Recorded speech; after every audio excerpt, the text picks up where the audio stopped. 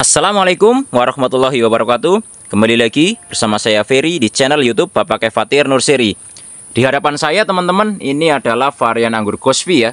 Anggur Gosvi ini saya lakukan fondation pruning sekalian pruning akar ya seperti biasa. Jadi akar-akarnya itu saya udah buangi yang pinggir-pinggir, kemudian saya taruh media tanam yang baru juga. Kemudian saya lakukan fondation pruning. Tapi kalau di pohon ini memang saya tidak melakukan fondation pruning di cabang tersiernya. Tapi saya langsung potong di cabang utamanya di sini atau primernya saya potong langsung ya.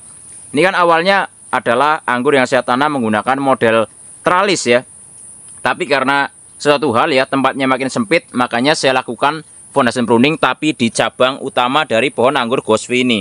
Nah, yang terjadi adalah sekarang ya, kalau sudah seperti ini banyak cabang yang tumbuh, maka mana cabang primer, mana cabang sekunder, dan mana cabang tersiernya. Nah, ini juga perlu teman-teman tahu ya, bahwasanya memang untuk anggur dengan metode seperti ini, maka nanti pasti teman-teman yang terutama buat yang baru nyari ini percabangan anggur, maksudnya baru tanam anggur, pasti akan bingung. Jadi nanti mana yang dijadikan primer, mana yang dijadikan sekunder, dan juga mana yang dijadikan tersier. Ya, tapi teman-teman nggak usah ragu, nggak usah bingung. Jadi kalau di pohon ini pada nantinya ya, jadi karena ini kan cabang utama dipotong di sini, kemudian keluar banyak cabang baru, maka di pohon ini pada nantinya ini setiap cabang baru yang keluar yang subur akan langsung dijadikan cabang tersier. Karena memang banyak sekali cara untuk membentuk percabangan anggur ya. Jadi banyak metodenya ya. Jadi bisa teman-teman lakukan beberapa variasi dalam pembentukan cabang anggur. Karena memang banyak sekali variasinya ya. Jadi teman-teman bisa bentuk semau teman-teman aja, karena pohon anggur ini sejatinya akan nurut sama yang nanam ya. Jadi anggur ini akan nurut sama yang nanam, jadi mau dibentuk seperti apa aja bisa. Kenapa? Karena kan ini tempatnya juga sangat sempit sekali ya. Ini kan pertamanya di sini teman-teman, lokasinya saya tunjukkan dulu. Nah ini kayak gini nih ya.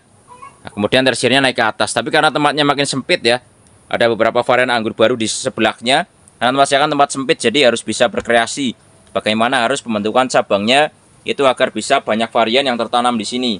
Nah, ini salah satunya nanti karena ini sudah seperti ini, maka ini akan langsung menjadi cabang tersier nanti nih, ya. Kalau sekundernya mana ya? Kalau nggak ada sekundernya nggak apa-apa juga. Ya intinya ini cabang utama, kemudian ini langsung cabang pembuahan gitu ya. Jadi cabang utama langsung cabang pembuahan atau cabang tersiernya langsung ini aja. Nah, ini nanti karena 1, 2, 3, 4 kelihatannya juga bagus-bagus, yang ini tertinggal kayaknya. Jadi bisa dieliminasi sebenarnya yang satu ini, ya.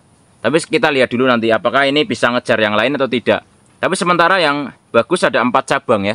Jadi proses fondation pruning sama pruning akarnya ada 1, 2, 3, 4 ya.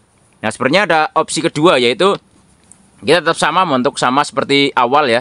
Ini bisa jadi sekunder dulu. Nanti kita taruh di sini ya. Misalnya atau misalnya ada 2 cabang, dibuat kordon itu juga bisa ya. Tapi karena ini sekali lagi tempatnya sempit, maka opsi yang saya lakukan adalah langsung saya tarik tali aja ke atas kayak gini. Jadi nanti ini ya akan menjadi cabang tersier yang baru.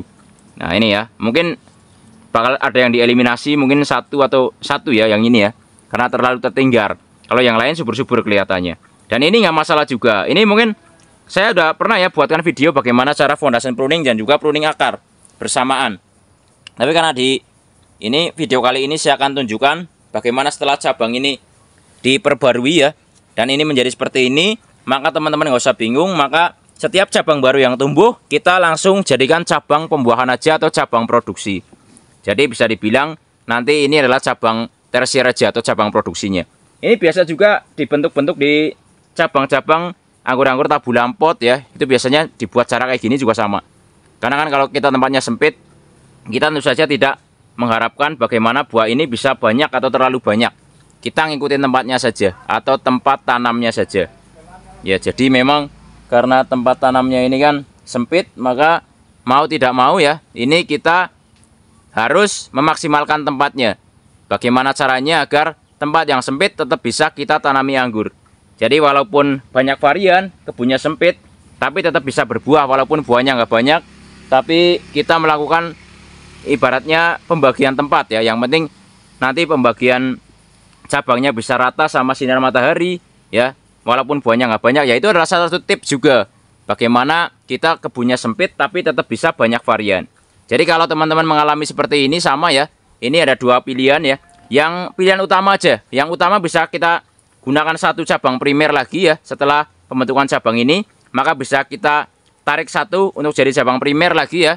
Ya, misalnya dibuat para-para, setelah ini juga bisa. Tinggal tarik satu ke atas, nanti dijadikan cabang primer. Nah, kalau dijadikan teralis lagi juga bisa. Caranya ya ini, kita tekuk aja, ini menjadi cabang sekunder. Ini tersiernya dari tunas-tunas air yang tumbuh di cabang ini. Nah, kalau di ini pohon ini, maka ini langsung saya jadikan cabang tersier ya.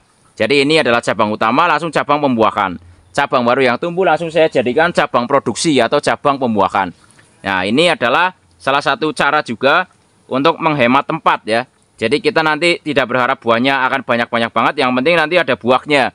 Bisa untuk kita jadikan tampilan juga ya. Jadi kalau tempat sempit tapi anggurnya bagus, itu juga tetap bisa kita jadikan sebagai tampilan yang bagus ya. Terutama buat kalau misalnya ada teman datang atau keluarga datang, kan bisa lihat bahwa wah ternyata anggurnya tempatnya sempit tapi ada buahnya. Ya, ini juga bisa buat edukasi bahwasanya kita tanam anggur itu ya nggak harus misalnya tempatnya luas gitu ya. Jadi seadanya tempat aja.